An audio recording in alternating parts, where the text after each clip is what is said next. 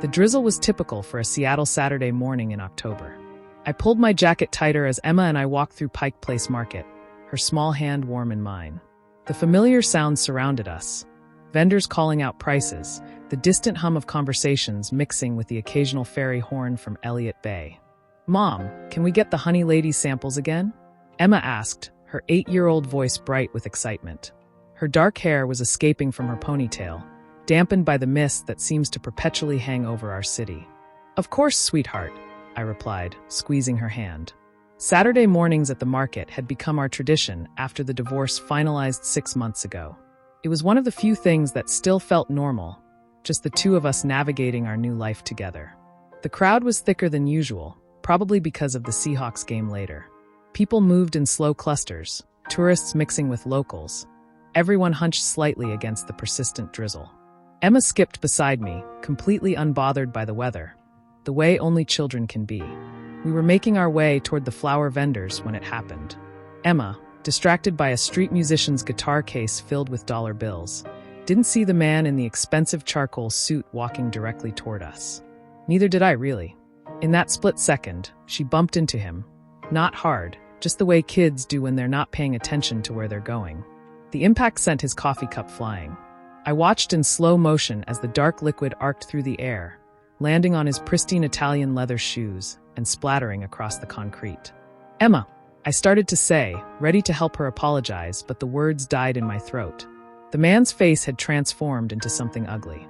His perfectly styled silver hair caught the dim market lighting as he towered over my daughter, his face red with a rage that seemed completely disproportionate to what had just happened. "You little brat," he exploded, his voice cutting through the market noise like a knife. "Do you have any idea what you've done? These shoes cost more than your mother probably makes in a month." Emma shrank back against me, her small body trembling. I felt her hand tighten around mine, and something fierce awakened in my chest. The man wasn't finished. "Where are your parents? Someone needs to teach you some respect. This coffee was from the best cafe in downtown. $12 down the drain because you can't watch where you're going." I looked around, expecting anyone, to step in. To tell this grown man that yelling at a child was completely inappropriate. The crowd had stopped moving, forming a loose circle around us. But instead of intervention, I saw something else in their faces. Recognition, followed quickly by fear. An older woman whispered to her husband, "That's Brandon Hayes." The name hit me like a physical blow. Everyone in Seattle knew Brandon Hayes. Tech mogul, real estate developer. The man whose company logo appeared on half the construction cranes in the city.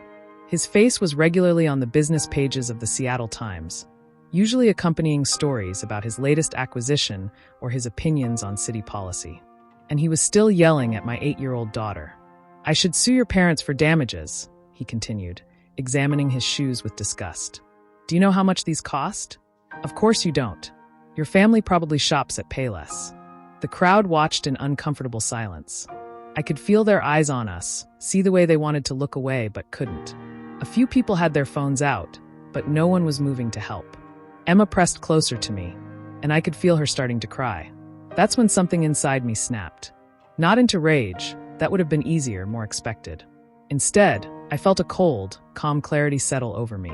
The kind that comes when you suddenly understand exactly what needs to happen.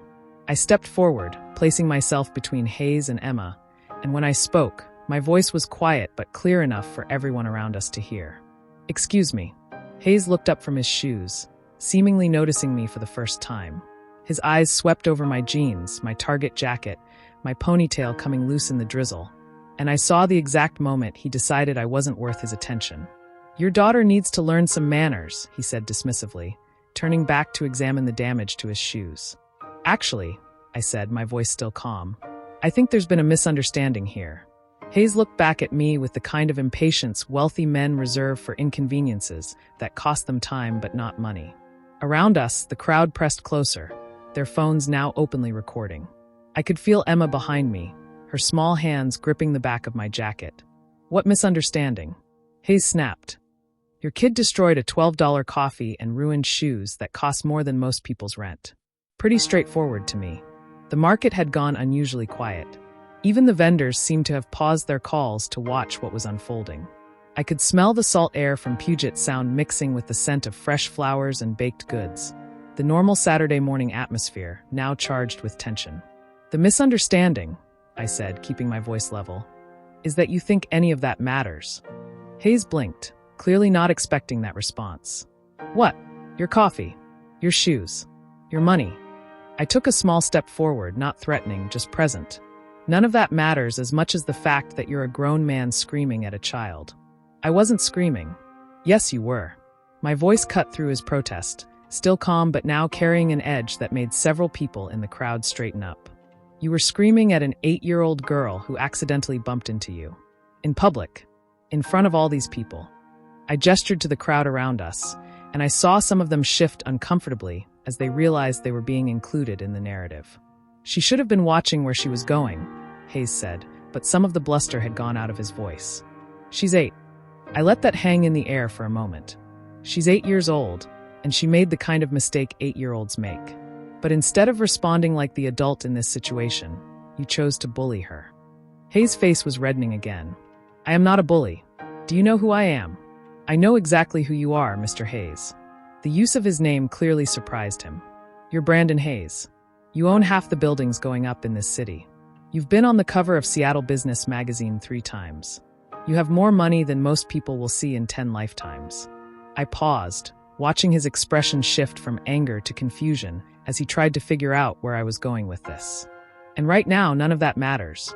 Because right now, you're just a man who chose to attack a little girl instead of showing an ounce of human decency." The silence stretched between us. I could hear the distant sound of a ferry horn, the soft patter of drizzle on the market's tin roof, the quiet murmur of people talking in hushed tones as more phones appeared to capture what was happening. "Look around you, Mr. Hayes," I continued, my voice carrying clearly in the quiet space. "Look at all these people watching you. What do you think they're seeing right now?" His eyes darted to the crowd, and for the first time, I saw something like uncertainty cross his face. "They're seeing a powerful man use his voice to make a child cry. They're seeing someone who has every advantage in the world choose to punch down instead of lifting others up. They're seeing exactly who you really are when you think your money gives you the right to treat people however you want." A woman in the crowd called out, "She's right," and a few others murmured agreement. Hayes looked stunned. I don't think anyone had spoken to him like this in years, maybe decades. People like him usually existed in bubbles where everyone either feared them or wanted something from them. "Now," I said, crouching down to Emma's level and gently wiping away the tears on her cheeks, "my daughter is going to do something you apparently never learned how to do." I looked up at Emma, giving her an encouraging nod. Her voice was small but clear. "I'm sorry I bumped into you, sir. I should have been watching where I was walking." The contrast was devastating and deliberate. Here was an 8-year-old showing more grace and maturity than a grown man worth hundreds of millions of dollars. I stood back up and faced Hayes directly. "Your turn." The market felt suspended in time. Hayes stood there, his mouth slightly open, staring down at Emma as if he'd never seen a child before. The crowd had grown larger, people stopping their Saturday morning routines to witness what was unfolding. I waited. Sometimes the most powerful thing you can do is simply wait for someone to fill the silence with their character. Hayes looked around at the faces surrounding us. Dozens of people with their phones out, recording every second. I could see the exact moment he realized this wasn't going away quietly. This wasn't going to be a story he could have his lawyers make disappear or his PR team spin into something else. He started, then stopped. His perfectly confident businessman's demeanor was cracking. The coffee was expensive. "So buy another one," someone in the crowd called out, and a few people laughed, not mean laughter, but the kind that comes when tension breaks and common sense reasserts itself. Hayes' face went through several expressions: anger, confusion, something that might have been embarrassment. He wasn't used to being the one without power in a situation. "Emma," I said softly, not taking my eyes off Hayes, "do you know what Mr. Hayes does for work?" "No, Mama," she whispered, still pressed close to my side. "He builds things. Big buildings where people work and live. Important things that help our city grow." I kept my voice gentle, conversational. "Isn't that cool?" Emma nodded, her natural 8-year-old curiosity starting to overcome her fear. "Mr. Hayes," I continued, finally looking directly at him, "Emma loves to build things too. Don't you, sweetheart?" "I built a whole city with my Legos," Emma said, her voice getting a little stronger. "It has a hospital and a school and a place for dogs to play. I smiled at her, then looked back at Hayes. She builds things to help people and animals. Just like you do, but she makes sure there's always room for everyone to be happy and safe. The implication hung in the air.